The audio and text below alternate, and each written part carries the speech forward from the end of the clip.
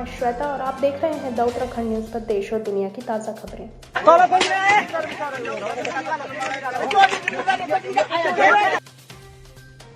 Delhi NCR समेत उत्तर भारत में कल रात आया भूकंप, नेपाल में 6 लोगों की मौत। दिल्ली एनसीआर समेत पूरे उत्तर भारत में मंगलवार की देर रात भूकंप के तेज झटके लगे। 2 बार में तेज झटके लगने से कई कॉलोनियां व मोहल्लों में कुछ लोग घर से बाहर आ गए। भूकंप के झटके देर रात 1:58 पर महसूस किए गए। कुछ रुककर 2 बार झटके लगने से नींद में सोए लोग भी जाग गए और घरों से बाहर निकल आए। वहीं भूकंप का केंद्र रहे नेपाल में 6 लोगों की मौत हो गई है। समाचार एजेंसी के मुताबिक डोटी जिले में एक घर गिरने से इन लोगों की मौत हो गई है। बुरी तरह घबराए लोगों में से कुछ ने अपने घरों और दीवारों को चेक करना शुरू कर दिया।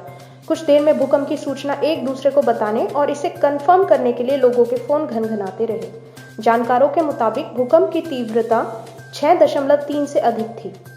दिल्ली एनसीआर के अलावा उत्तर प्रदेश और उत्तराखंड के आसपास के जिलों में भी लोगों ने भूकंप के झटके महसूस किए। नेशनल सेंटर फॉर सिस्मोलॉजी के मुताबिक इसका केंद्र नेपाल के मणिपुर में जमीन से 10 किलोमीटर नीचे था। बता दें कि उत्तर भारत में महज 5 घंटे के भीतर दूसरी बार भूकंप के झटके महसूस हुए हैं। इससे पहले मंगलवार रात 8:52 पर लखनऊ समेत यूपी के कई हिस्सों में भूकंप के झटके महसूस किए गए थे। उसकी तीव्रता रिक्टर पैमाने पर 4.9 मापी गई थी। वहीं नेपाल में यह मंगलवार को 24 घंटों के भीतर तीसरा भूकंप का झटका रहा।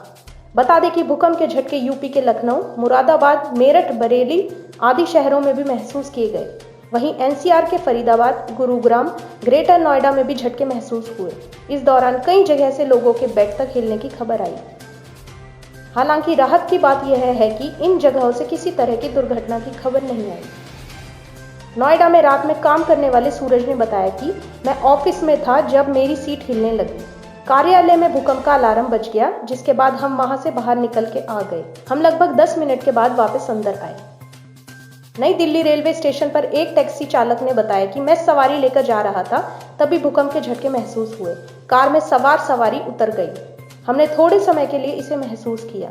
रेलवे स्टेशन मौजूद एक सवारी ने बताया कि हम एक ऑटो से उतर रहे थे कि हमें झटके महसूस हुए। ऑटो चालक भी डर गया। मैंने चारों ओर देखा तो दूसरों को भी झटके महसूस हुए। इसके तुरंत बाद मैं रुक गया।